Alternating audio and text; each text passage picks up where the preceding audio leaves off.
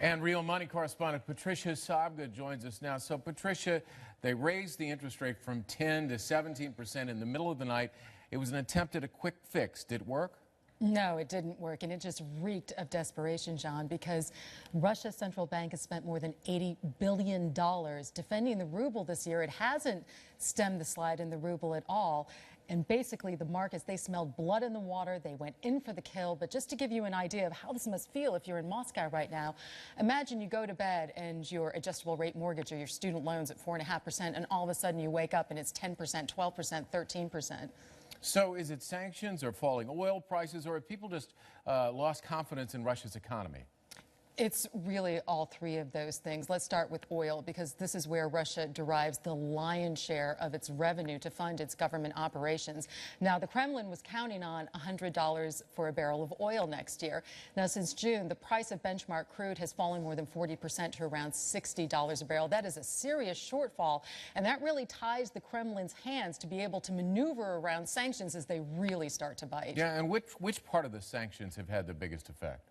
By far, the biggest effect are sanctions that have targeted banks and energy firms and defense firms that really limit their access to capital markets. And this is making it really, really difficult for these firms that have debt denominated in dollars, by the way, to be able to refinance that. So you can imagine, as the ruble becomes weaker and weaker against the dollar, these firms go more and more into the red. And the thing that really precipitated the rout in the ruble this week was basically what amounted to a government bailout of Rosneft. Now, this is a huge energy firm, but this raises the specter that more firms targeted by sanctions are going to be going to the Kremlin cap in hand saying, bail us out too. So the ruble had trouble back in 1998 when Russia defaulted on its debt. What's different about this time?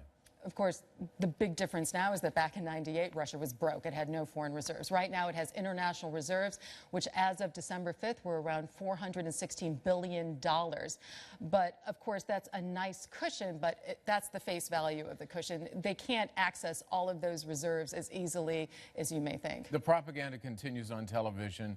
Putin's popular now. How long can that last with these sort of the tumbling ruble and the impact it's having on the people of Russia?